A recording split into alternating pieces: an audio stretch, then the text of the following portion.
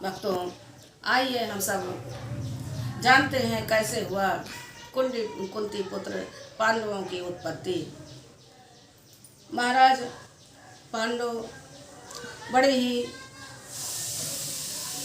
सामर्थ बलवान राजा थे। कई राज्यों को उन्होंने जीता था, लेकिन पांडव रोग होने के कारण वह अपने दोनों पत्नियों को लेकर वन में चले गए थे। एक दिन बैठे हुए थे, तभी देखते हैं एक हिरनी सहवास कर रहे हैं। तभी वो अपने बाण से उनको घायल कर देते हैं और वो अपने ऋषि मूल में आकर के उनको श्राप दे देते हैं।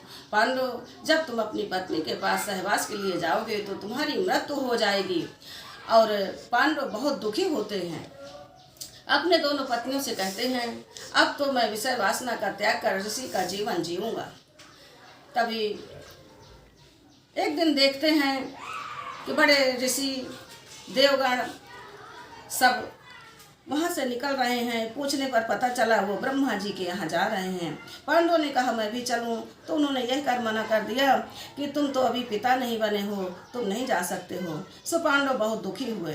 कुंती ने कहा आप दुखी मत हो, यदि आप आज्ञा दें तो मुझे कुंवारे में ऋषि दुर्वासा जी से मंत्र मिला था, सो मैं उस मंत्र से किसी भी देवता से पुत्र की प्राप्ति कर सकती हूँ। पांडवों ने कहा धर्मराज का आवाहन करो।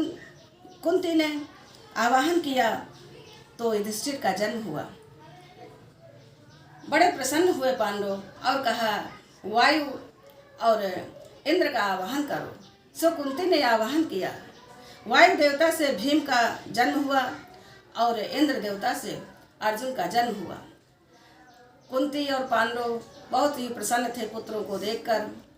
तभी माधवी जो पांडव की दूसरी पत्नी थी वह बहुत दुखी हुई और कहने लगी स्त्री का जीवन तो तभी सार्थक है जब वो संतान को जन्म दे, मेरा जीवन तो व्यर्थ है।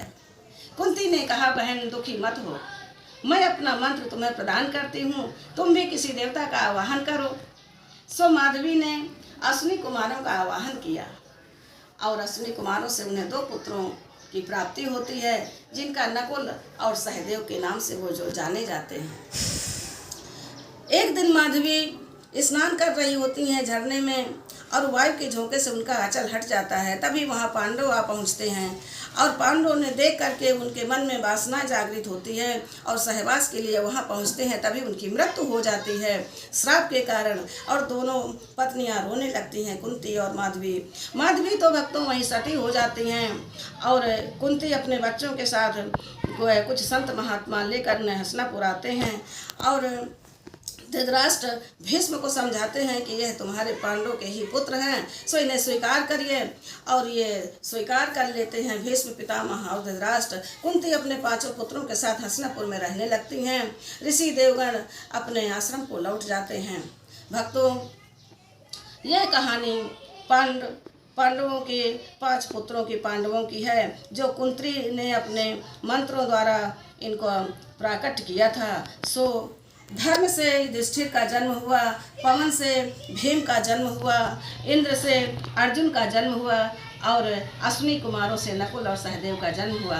भक्तों, आप सब जानते हैं या नहीं जानते हैं, कुंती के 6 पुत्र थे, जो कुंवारे में 1 पुत्र का जन्म हुआ था, जो भगवान भास्कर के जो है वो पुत्र हैं, सूर्य पुत्र कहलाए गए कर्ण।